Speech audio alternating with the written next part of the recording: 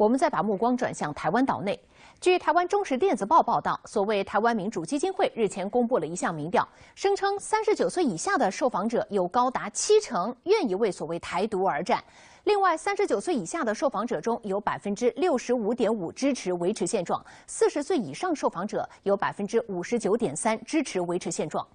不过，这份民调已经完成1个月了，却不选在台湾发表，而是先拿到美国智库报告，引发外界对于这份民调是否为出口专用的质疑。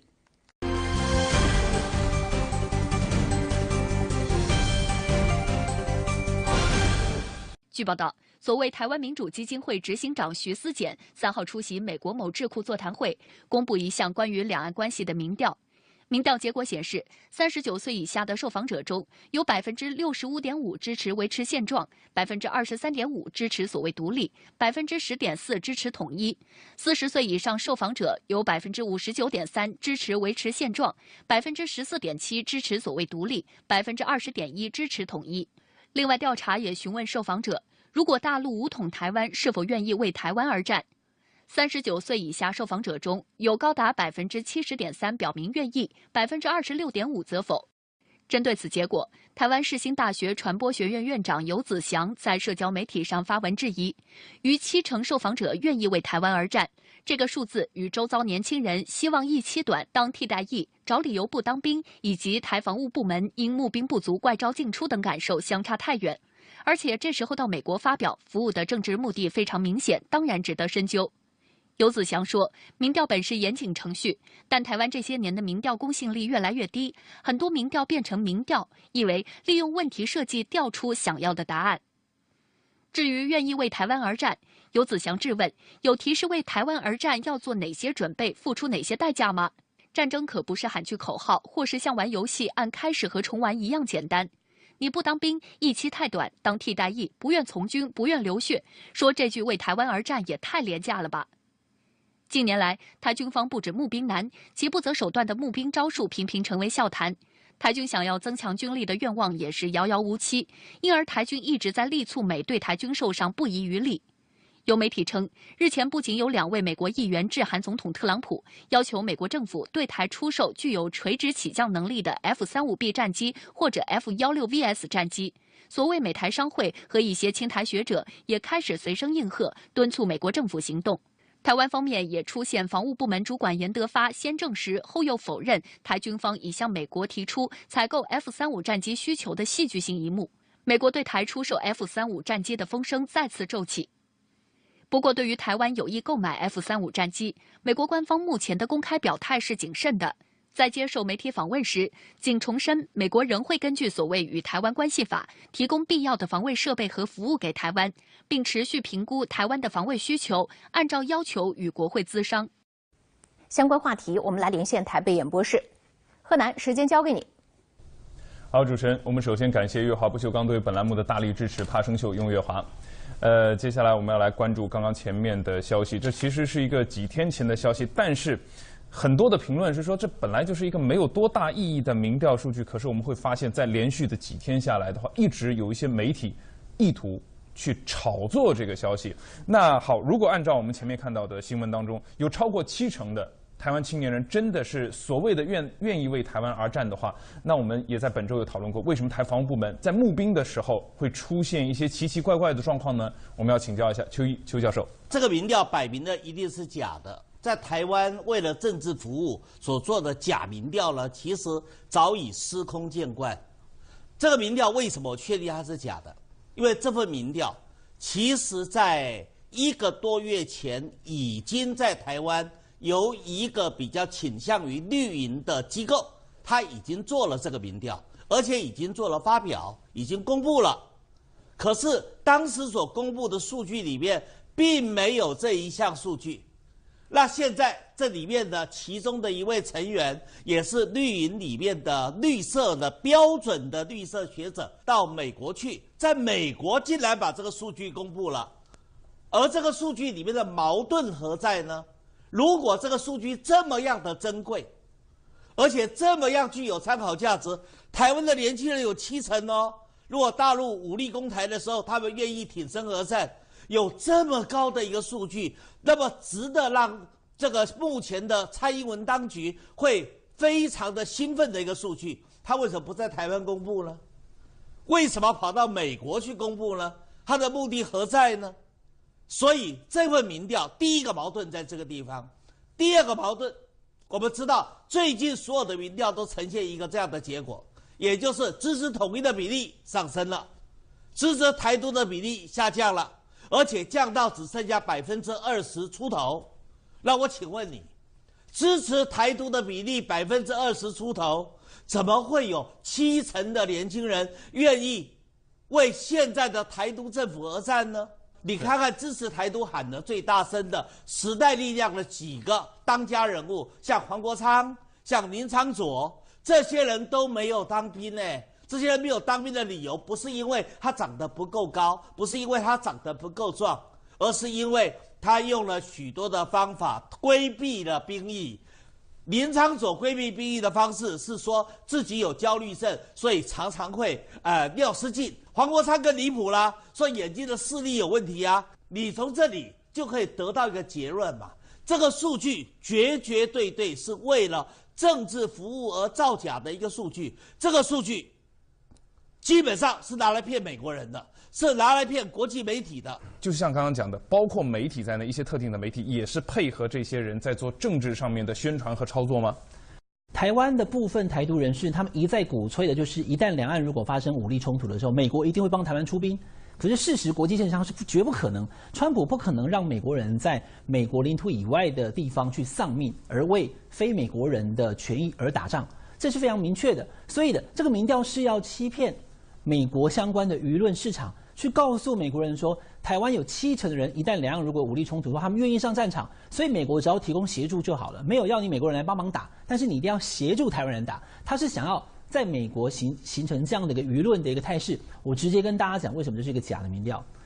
台湾有2350万人，30岁以下、20岁以上的人口有700万。那么如果以这个数据来讲的话，70%愿意为了台独跟台海战争上战场，那就会是有490万人支持，有490万人愿意拿着枪杆上战场。对不起，现在募兵在台湾，39岁以下、20岁以上的能够募到的这些现役的军人只有14万，也就是说呢，700万人当中有70%，也就是490万人愿意上战场，而实际上只有14万人真的跑去从军。而这2天可以看到台湾的网络上有很多令台湾民众啼笑皆非的，就是跑到了这个卖场的门口，放了一个像小算命摊一样的，坐在那边穿着军服，说希望你来从军，而招募了半天，招募不到人。刚刚黄先生非常明确的用数据来告诉我们，这可能就是一个谎言，而这个谎言是发生在美国。为什么到美国呢？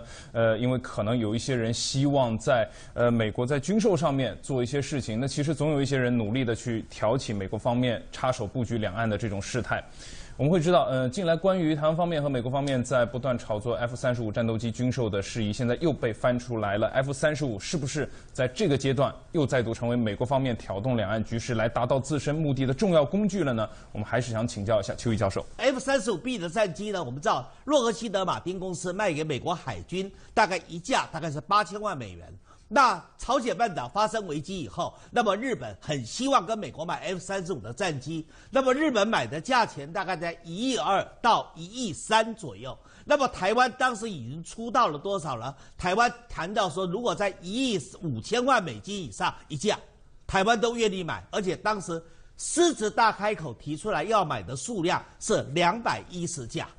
那么台湾如果真的买了210架 F-35B 的战机，一架以1.5亿美元作为单位来计算的话，台湾的财政就破产了。台湾不但财政破产，台湾的债务可能要拖延往后的50年到100年，使得台湾的后代子孙都必须承受这么沉重的一个财务的包袱。算一算台湾的财务资源，也知道啊，台湾怎么买得起 F-35B 的战机呢？而且你不要说210架，我认为连30架都买不起。那美国到底肯不肯卖 F-35战机？说实话，这又是个假议题了。美国绝对到现阶段，我不认为美国会把 F-35B 卖给台湾。现在中美之间固然有所谓的贸易战，美国固然害怕中国大陆的崛起。但是美国不会希望说台海发生战争，美国也不会希望跟中国大陆直接撕破脸的。所以，美国只是运用台湾牌炒作一下，赢得更多的筹码，但是不准备撕破脸。好，我们谢谢教授的点评。那其实说到关于 F-35的这样一个所谓的军售，在上个月的时候，疑似是有一篇前台军空军的校官投书到媒体的文章，认为说对于 F-35的议题可能是虚晃一枪。为什么呢？台湾方面真正的用意是希望能够像日本自卫队一样去获取 F-15战斗机，但是由于 F-15战斗机具备空天的战斗属性，会对于卫星造成威胁，故而美国方面不可能对于台湾方面进行输出，只可能将航程较短的 F-18战斗机作为一个替代品，来替换目前台湾方面正在使用的 F-16。就这个的分析，接下来我们要请教一下黄伟汉黄先生。F-16还是目前现在台湾空军的主力，有144架。那么 F-16之外呢，幻象2000战机。这个战机的妥善率太低，不到50%，而且呢，这个频频发生的意外。那台湾的军方呢，现在是希望能够在2020年到2025年之间哦，能够是不是有一个机型可以把这个幻象2000给更换掉？那你既然要拿一个机型去换幻象2000，它就势必是要在功能性上面一样的，而它所对应到的呢，就是 F-15。因为幻象2000它基本上呢在低空是毫无作战能力的，但是它可以高速的高空拦截，所以它部署在新竹。那么一旦呢两岸如果发生有紧张，或者是有任何的飞机跑到了台北附近可能进行攻击行动的时候呢，新竹一起飞马上拉高，正好在高空新竹往台北10分钟以内的时间它到了。然后立刻可以进行缠斗，甚至5分钟就可以到。那所以在这样的情况之下呢，才会部署高空高速拦截的机种在新竹，而能够取代它的只有 F-15。F-15呢，在美国的空军当中呢，它是被称为所谓空中的王者。它所谓设计的这个飞机的所有战斗功能，没有1磅的重量用在对地面作战，全部都是在高空，所以它的属性是完全可以配合幻象2000这样子防卫属性，它不是攻击型的，而是防卫型的。而根据美国对台湾的相关的这些法令，它可以出售防卫性武器，但它不适合出售攻击性的。F-35基本上它的性能跟攻击性太强，具于挑衅的味道。基本上我也不认为美国会卖 F-35给台湾。那么 F-18呢，它的这个出售的可能性不高。F-15有机会，因为 F-15它是属于一个高空高速拦截的一个可能性。另外，最有可能能够买到的呢，就是在防卫的前提之下呢，让台湾的 F-16机种呢提升到 F-16V。所以呢，刚刚我们讲了半天的这么多的机种，最可能的是 F-16V， 第二个可能性呢是 F-15。那么 F-35基本上根本不会在台美这一次的军购可能的清单当中。一来美国不肯卖，二来台湾也买不起。好，我们感谢黄先生的分析与点评。我们要继续来关注台湾岛内的消息。台湾桃园市大溪慈湖蒋介石陵寝日前遭人恶意泼漆后关闭，负责管理的台防部门后备司令部也下达了清明假期慈湖陵寝不向民众开放的决定。这也是该陵寝数10年来第一次在4月5号这一天不准民众进入。慈湖及大溪园区最快在6月研议开放。其余2蒋文化园区，包括后慈湖、铜像公园、停车场均维持开放。4月5号适逢蒋公逝世43周年纪念，团体谒陵追思，尊重家属的意见，本部配合来办理。4月5号当天，桃园慈湖蒋介石陵寝首次清明节不对散客开放，团体谒陵需要申请。马英九一早仍驱车进入陵寝低调谒陵，并未接受采访。部分桃园市的退伍军人协会干部则选择在陵寝外的牌楼前献花，表达追思之意，而其他的普通民众只能被迫吃下闭门羹。是第一次碰到他关起来这样子，希望他快开。早太多了啦，因为那个已经给人家停掉了。对啊，那游客当然是不愿意来啊。据悉，早在本月3号，中国国民党主席吴敦义就提前率党务高层前往慈湖陵寝谒陵，陪同的人包括副主席郝龙斌、副主席兼秘书长曾永权，以及明代也是桃园市长参选人陈学圣等人。谒陵过程大约30分钟，这也是慈湖陵寝2月28号遭所谓独派青年泼漆后，首次有团体前往谒陵。对于陵寝清明节不向民众开放，不少国民党人士表示，台当局理由牵强。国民党明代陈学圣称，以往清明节有不少人专程来谒陵，当局要是有诚意，应尽快加派人手管理，完成安全措施。麻烦军方不要借故啊，让它延后它的开放。同时，我也希望桃园市政府在这方面应该要更积极一点，救产业吧。针对激进的所谓独派青年2月28号突袭慈湖陵寝并泼漆蒋介石灵柩与遗像一案，桃园地检署3号终结侦查，依台湾地区刑事法规中公然侮辱坟墓、公众纪念处所、损毁罪嫌，起诉李佳宇等10人。不过，这些被起诉的青年当天下午就举行记者会回应，声称民进党籍的桃园市长郑文灿说陵寝是文化资产。过去郑文灿也曾经恶搞蒋介石铜像，难道是换了位置就换了脑袋？今年的清明节，桃园慈湖蒋介石陵寝有些冷清啊。自从遭到人恶意泼漆以后，就一直处于关闭的状态。负责管理的台军方以要征得家属同意才能开放为由，决定清明假期不向民众开放。那么从这个角度来看，当初破坏者的目的是不是已经部分达到了？而台当局管理部门拿家属意见当挡箭牌，这个理由又说得通吗？我们要请教一下邱教授。基本上，刚才主持人说对了，在清明节不让民众到慈湖去谒陵的，这是第一次，而理由非常的不合理。他理由是说，因为有人泼漆啊，所以为了要保护这个陵寝啊，所以当家属同意，他才开放，所以他只对特定的团体开放，而不对一般的民众开放，这根本就是个借口嘛。所以这个借口用了这样的理由，说家属同意才开放，那家属基本上也担心会受到一些不明分子的干扰，所以家属当然会采取一种比较保守性的做法，所以就使慈湖与民众之间的联系就因此而减少了、疏离了、中断了。这其实非常简单而拙劣的一种借口，那么一眼就被看穿了。这就是所谓的去中国化、去讲话的一个步骤而已。好，那虽然这一次慈湖陵寝没有对外开放，但是台湾地区前领导人马英九先生依然是低调的前往，并且他这个行程是真的低调，他甚至在那一天的行程预告当中是没有在台湾官方通讯社的通告之中的。好，马英九先生这次如此的低调，又应当如何看待呢？我们想请教一下黄伟汉黄先生。我先跟大家报告，就是当天虽然是丰原的，可是许多退伍军人协会跟当地的桃园以及相关的团体都集结了，他们都到了外面远远的向这个慈湖的陵寝去谒陵，并且呢表达他们的追思，他们不知道可以进去。那马英九去的这个新闻是到了第2天之后，大家发现这件事情，然后再去问马英九办公室，你是否有留下一张照片？那的确是有照了张相，才提供给媒体大家知道。那马英九这么做呢，就是他身为那么国民党的前主席以及那么台湾的前领导人，他必须这么做。但是这么做要不要通知，那是第2码事了。如果我通知，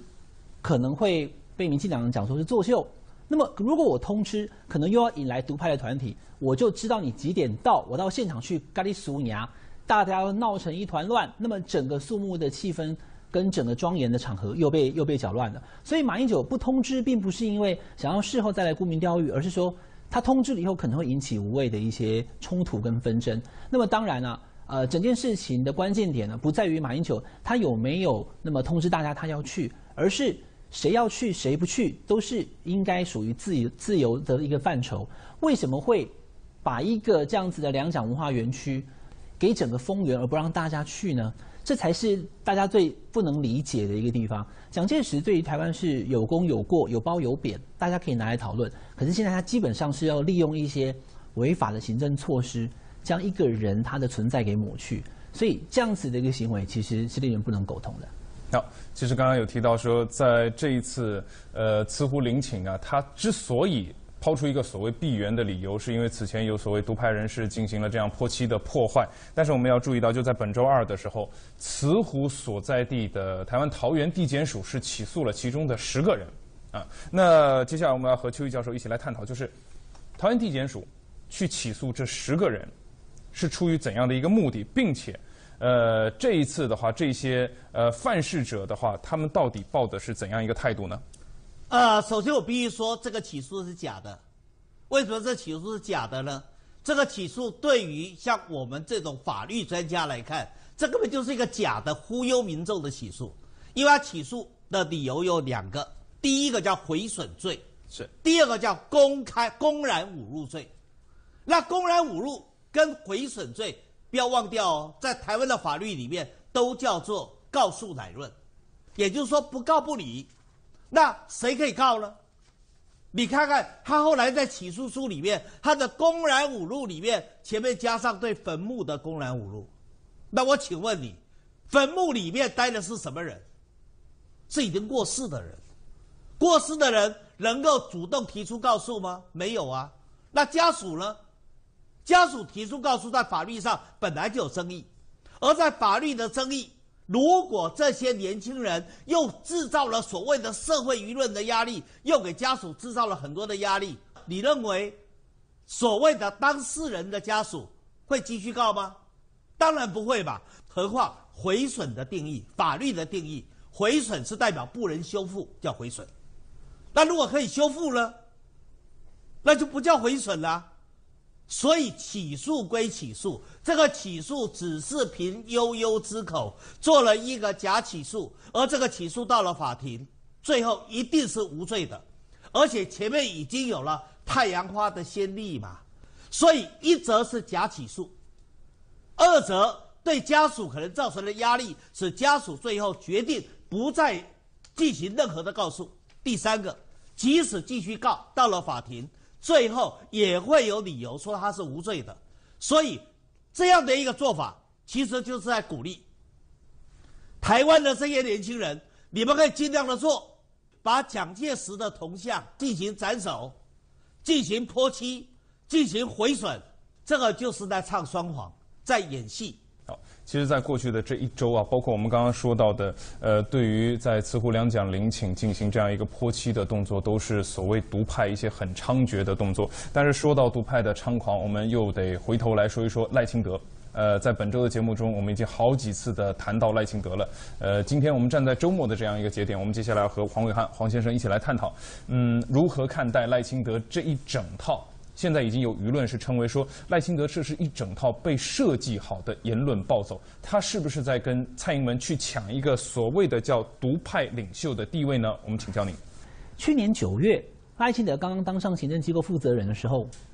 他就在台湾的立法机构里面讲他是台独工作者。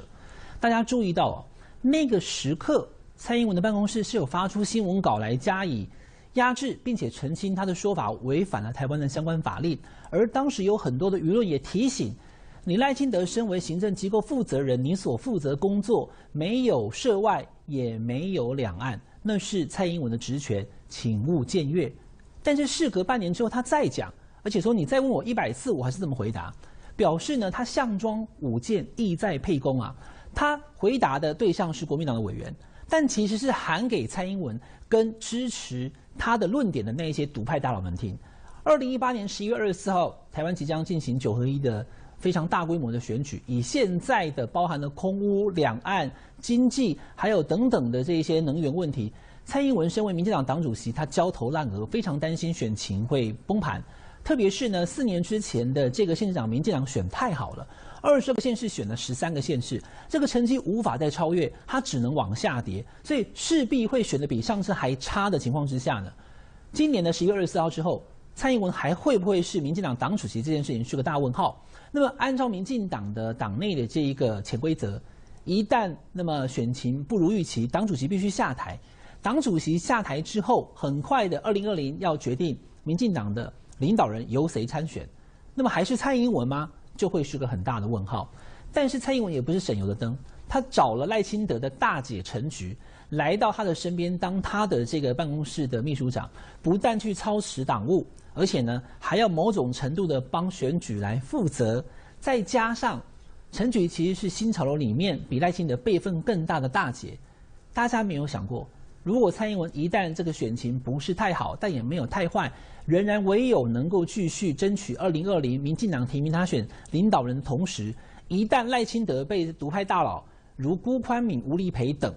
劝进，你就直接出来选领导人，不要蔡英文了，赖清德自己出来。当这个声音一起来的时候，蔡英文顺势的请陈菊当他的2020领导人的副手搭档，这个时候赖清德就师出无名，所以赖清德他的这个司马昭之心昭然若揭，蔡英文当然懂，所以呢，他已经悄悄的把他的保命符陈菊给拉到他的身边。好，我们感谢黄先生的分析与点评。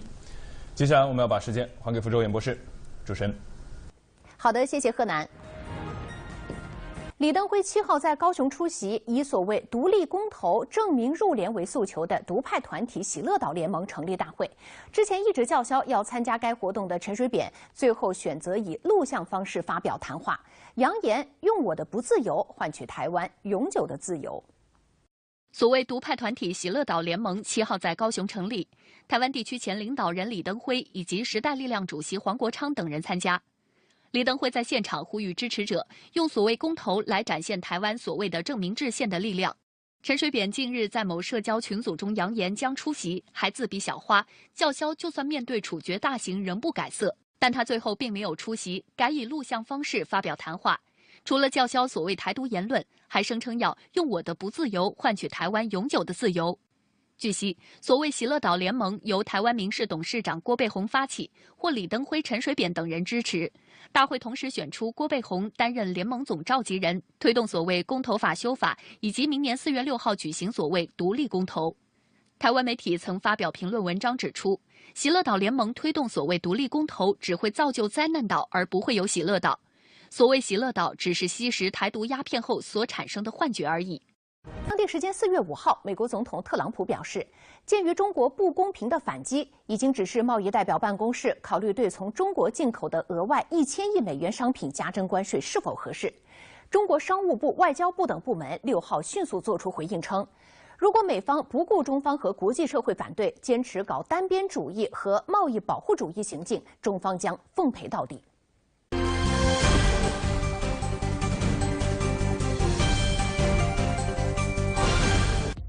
商务部6号晚间临时召开记者吹风会，回应中美经贸关系相关问题。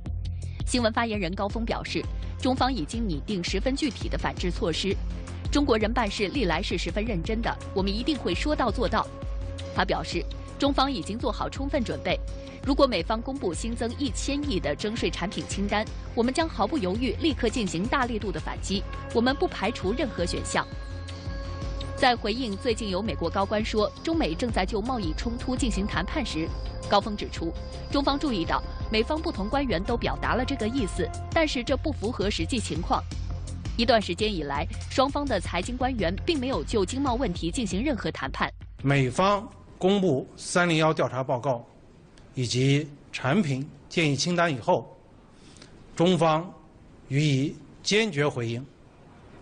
美方再次提出增加1000亿征税商品，中方进行了更加坚定的回应。在这种情况下，双方更不可能就此问题进行任何谈判。外交部发言人陆康6号晚间再次表示，我们说过中方不会挑事，但也不会任人挑事，定会坚决应对。中国人办事历来说到做到。看来美方严重错判了形势，采取了极其错误的行动。美方此举终将损害自己的利益。中方已经做好充分准备，如果美国公布新增1000亿美元征税产品清单，我们将毫不犹豫立刻进行大力度反击。我们说过，美方不要心存侥幸。此外，中国驻英国大使刘晓明6号在英国《每日电讯报》发表题为“坚持开放合作，保护知识产权”的文章，批驳美国污蔑中国窃取美国知识产权。刘晓明大使在文章中表明，最近美国依据所谓301调查，污蔑中国窃取美国知识产权，指责中国强制美国企业转让技术，宣布将对中国商品加征关税。美国无视中国不断加强知识产权保护的事实，其所作所为不仅严重违反世贸组织规定，是典型的单边主义和贸易保护主义，也是赤裸裸的傲慢与偏见。另据环球网报道，中美贸易战燃起烽火几天之后，韩国也吹响了反击美国号角。据英国路透社6号消息，韩国当日表示，已通知世界贸易组织，韩国寻求暂停对价值4.8亿美元的美国进口商品所实施的关税减让，作为美国对韩进口产品征收关税的回应。韩方同时也表示，已对美国商品征收报复性关税。相关话题，我们来连线北京演播室的时事评论员苏晓辉女士。在中美贸易摩擦最新的回合，中国商务部、外交部接连强势回应，反击速度更快了。您怎么看？确实，我们会看到呢，在此次中美之间就贸易摩擦来进行相关的沟通和互动的过程中，中方的反应是非常迅速，而且是非常坚定和强硬的。中方这样的反应呢，出于几点考虑。第一点考虑呢，是中国已经看到美方近一时期蓄意的挑起贸易摩擦，它背后的考虑是什么？从特朗普政府的本意呢，本来是希望通过漫天要价的方式来迫使中国在经贸政策上做出妥协，进而扩大美国在经贸领域的利益。而美方的这种虚张声势呢，被中国看穿之后，中国决定绝对不能落入美方的陷阱。所以呢，在特朗普政府推出500亿的清单之后，中方已经迅速地做出了一次反应，就迅速地推出了中方的清单，并且呢进行了强硬的表态，让美方猝不及防。所以呢，特朗普才再次加码，提出了这个1000亿的潜在的清单。这样的一种提出呢，首先让中国看到他的这样的一种表态背后，其实并没有详细的调查和充分的准备，而目前呢，只是让他的官员来进行考虑，八字还没有一撇。另外一方面呢，中国也感觉到呢，美方加码是因为中方的迅速反应其实是打痛了美国，让美方失了脸面，所以呢，美方才会做出这样的回应。因此呢，下一步中方的反应呢，必然是更加迅速、更加强硬，要把美方的幻想和美方的企图扼杀在摇篮之中。与此同时，中国驻英国大使刘晓明在英国媒体上发文，批驳美污蔑中国窃取知识产权。那么，美方在知识产权领域频频抹黑中国，他们究竟有什么企图呢？我们看到呢，此次美国推动301的调查，直指的是中国制造2025。在美国看来呢，中国在科技领域的发展是飞速的，这促进了中国的崛起，也让美国感觉到呢，未来在科技领域，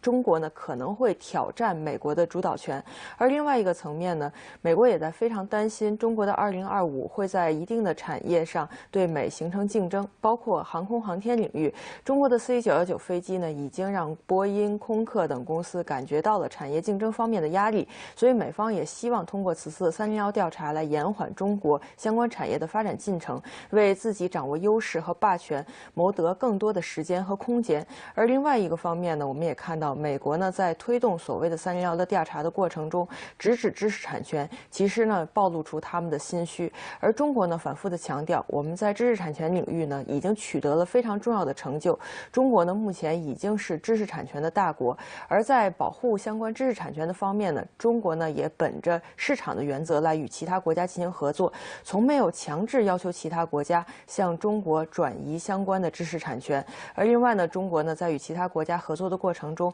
往往是自主研发和这种相关的交流相结合，这也是国际上的惯例。所以美方呢就知识产权来发难呢，其实暴露出的是美国试图延缓中国发展、遏制中国崛起的用心。在中美贸易摩擦燃起烽火几天之后，多个国家或组织都高声批评美国单边主义和贸易保护主义做法。现在，韩国也吹响了反击美国的号角，拟对4.8亿美元的美国进口商品征收报复性关税。这说明了什么呢？我们看到呢，其实特朗普就任之后，美国在经贸政策上呢，不断的触犯其他国家的利益，已经犯了众怒。其他国家呢，对于美国的不满呢，首先体现在美国的合作方式上。其实呢，当今世界经济的发展体现出经济的全球化和世界的多极化，而在合作的过程中呢，多边主义是一个非常重要的原则。而美国呢，恰恰用单边主义来取代多边主义，用自己国家的法律或者是想法来衡量其他国家的利益。而且在合作的过程中呢，不断的得寸进尺。特朗普政府呢，以及他的这个贸易代表莱特希泽都是非常高超的谈判对手。他们在谈判的过程中呢，往往会通过各种方式来压迫对方，使对方呢答应非常苛刻的条件。而现在呢，在美国的对外经贸政策中，也体现出这样漫天要价的特点。对于很多国家来说呢，与美国在经贸合作的过程中，如果示弱或者是做出妥协的话，不但不能够阻止美国得寸进尺，反而会招致自己呢损失更多的利益。所以，包括很多的美国盟友在内，目前对于与美国进行经贸合作都有更多的担心。好的，谢谢苏晓慧女士带来的分析和点评。F-16VS 战机。所谓美台商会和一些亲台学者也开始随声应和，敦促美国政府行动。台湾方面也出现防务部门主管严德发先证实后又否认台军方已向美国提出采购 F-35战机需求的戏剧性一幕。美国对台出售 F-35战机的风声再次骤起。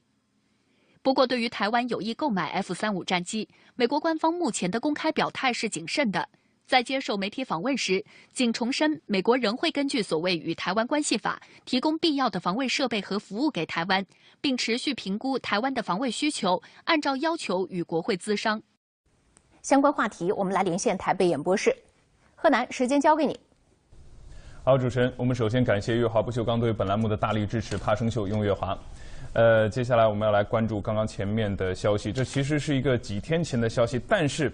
很多的评论是说，这本来就是一个没有多大意义的民调数据，可是我们会发现，在连续的几天下来的话，一直有一些媒体意图去炒作这个消息。那好，如果按照我们前面看到的新闻当中，有超过70%的台湾青年人真的是所谓的愿意为台湾而战的话，那我们也在本周有讨论过，为什么台防务部门在募兵的时候会出现一些奇奇怪怪的状况呢？我们要请教一下邱教授。这个民调摆明的一定是假的。在台湾为了政治服务所做的假民调呢，其实早已司空见惯。这个民调为什么我确定它是假的？因为这份民调其实在1个多月前已经在台湾由一个比较倾向于绿营的机构，他已经做了这个民调，而且已经做了发表，已经公布了。可是当时所公布的数据里面并没有这一项数据。那现在这里面的其中的一位成员，也是绿营里面的绿色的标准的绿色学者，到美国去，在美国竟然把这个数据公布了。而这个数据里面的矛盾何在呢？如果这个数据这么样的珍贵，而且这么样具有参考价值，台湾的年轻人有70%哦。如果大陆武力攻台的时候，他们愿意挺身而战。有这么高的一个数据，那么值得让这个目前的蔡英文当局会非常的兴奋的一个数据，他为什么不在台湾公布呢？为什么跑到美国去公布呢？他的目的何在呢？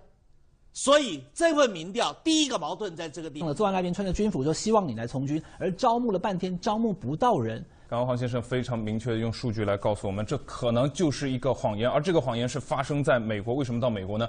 因为可能有一些人希望在美国在军售上面做一些事情，那其实总有一些人努力的去挑起美国方面插手布局两岸的这种事态。我们会知道，近来关于台湾方面和美国方面在不断炒作 F-35战斗机军售的事宜，现在又被翻出来了。F-35是不是在这个阶段又再度成为美国方面挑动两岸局势来达到自身目的的重要工具了呢？我们还是想请教一下邱毅教授。F-35B 的战机呢，我们知道洛克希德马丁公司卖给美国海军，大概一架大概是8000万美元。那朝鲜半岛发生危机以后，那么日本很希望跟美国买 F-35的战机，那么日本买的价钱大概在1.2亿到1.3亿左右。那么台湾当时已经出到了多少了？台湾谈到说，如果在1.5亿美金以上一架，台湾都愿意买，而且当时狮子大开口提出来要买的数量是210架。那么台湾如果真的买了210架 F-35B 的战机，一架以1.5亿美元作为单位来计算的话，台湾的财政就破产了。台湾不但财政破产，台湾的债务可能要拖延往后的50年到100年，使得台湾的后代子孙都必须承受这么沉重的一个财务的包袱。算一算台湾的财务资源，也知道啊，台湾怎么买得起 F-35B 的战机呢？而且你不要说210架，我认为连30架都买不起。那美国到底肯不肯卖 F-35战机？说实话，这又是个假议题了。美国绝对到现阶段，我不认为美国会把 F-35B 卖给台湾。现在中美之间固然有所谓的贸易战，美国固然害怕中国大陆的崛起。但是美国不会希望说台海发生战争，美国也不会希望跟中国大陆直接撕破脸的。所以美国只是运用台湾牌炒作一下，赢得更多的筹码，但是不准备撕破脸。好，我们谢谢教授的点评。那其实说到关于 F-35的这样一个所谓的军售，在上个月的时候，疑似是有一篇前台军空军的校官投书到媒体的文章，认为说对于 F-35的议题可能是虚晃一枪。为什么呢？台湾方面真正的用意是希望能够像日本自卫队一样去获取 F-15战斗机，但是由于 F-15战斗机具备空天的战斗，我们再把目光转向台湾岛内。据台湾中时电子报报道，所谓台湾民主基金会日前公布了一项民调，声称39岁以下的受访者有高达70%愿意为所谓台独而战。另外，39岁以下的受访者中有65.5%支持维持现状，40岁以上受访者有59.3%支持维持现状。不过，这份民调已经完成1个月了，却不选在台湾发表，而是先拿到美国智库报告，引发外界对于这份民调是否为出口专用的质疑。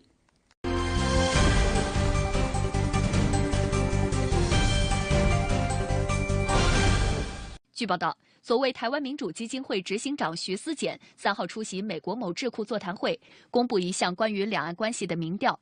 民调结果显示，39岁以下的受访者中有65.5%支持维持现状，23.5%支持所谓独立，10.4%支持统一。40岁以上受访者有59.3%支持维持现状，14.7%支持所谓独立，20.1%支持统一。另外，调查也询问受访者，如果大陆武统台湾，是否愿意为台湾而战？39岁以下受访者中有高达70.3%表明愿意，26.5%则否。针对此结果，台湾世新大学传播学院院长游子祥在社交媒体上发文质疑，逾70%受访者愿意为台湾而战，这个数字与周遭年轻人希望役期短当替代役、找理由不当兵，以及台防务部门因募兵不足怪招进出等感受相差太远。而且这时候到美国发表，服务的政治目的非常明显，当然值得深究。游子祥说，民调本是严谨程序，但台湾这些年的民调公信力越来越低，很多民调变成民调，意为利用问题设计调出想要的答案。至于愿意为台湾而战，游子祥质问，有提示为台湾而战要做哪些准备，付出哪些代价吗？战争可不是喊句口号，或是像玩游戏按开始和重玩一样简单。你不当兵，役期太短，当替代役，不愿从军，不愿流血，说这句为台湾而战也太廉价了吧。近年来，台军方不止募兵难，其不择手段的募兵招数频频成为笑谈。台军想要增强军力的愿望也是遥遥无期，因而台军一直在力促美对台军售上不遗余力。有媒体称，日前不仅有2位美国议员致函总统特朗普，要求美国政府对台出售具有垂直起降能力的 F-35B 战机或者 F 属性，会对于卫星造成威胁，故而美国方面不可能对于台湾方面进行输出，只可能将航程较短的 F-18战斗机作为一个替代品，来替换目前台湾方面正在使用的 F-16。就这个的分析，接下来我们要请教一下黄伟汉黄先生。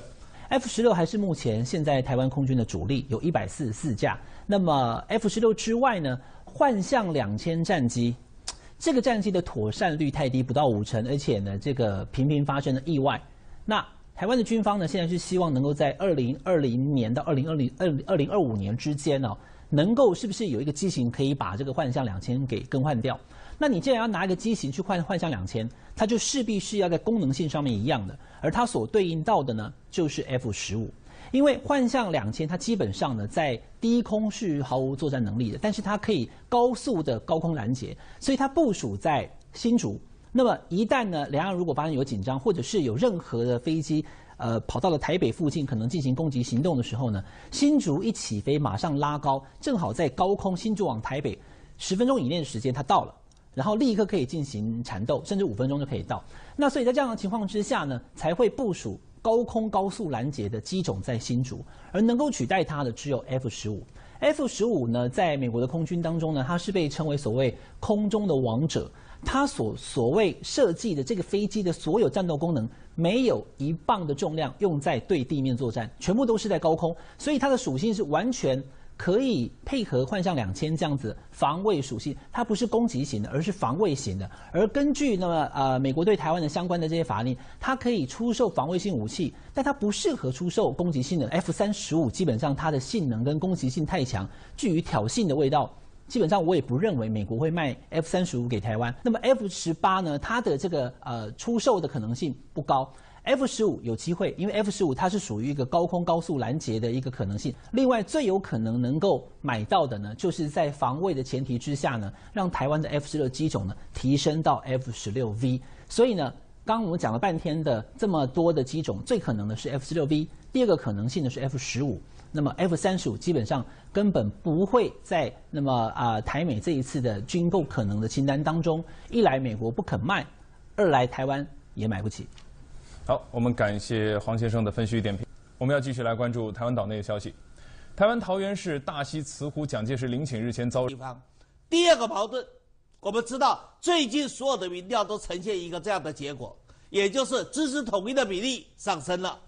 支持台独的比例下降了，而且降到只剩下20%出头。那我请问你，支持台独的比例20%出头，怎么会有70%的年轻人愿意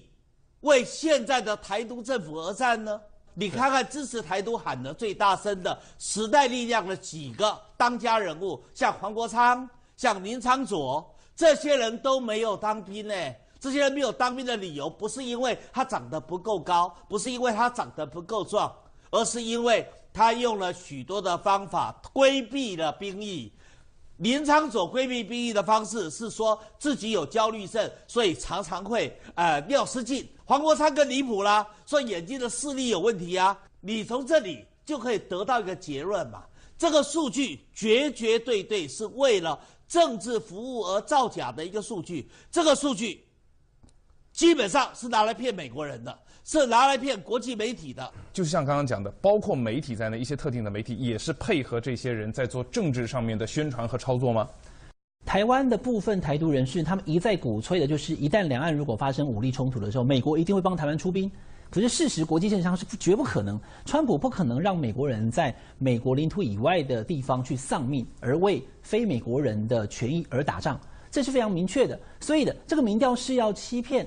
美国相关的舆论市场，去告诉美国人说，台湾有70%的人一旦两岸如果武力冲突的话，他们愿意上战场，所以美国只要提供协助就好了，没有要你美国人来帮忙打，但是你一定要协助台湾人打。他是想要在美国形成这样的一个舆论的一个态势。我直接跟大家讲，为什么这是一个假的民调。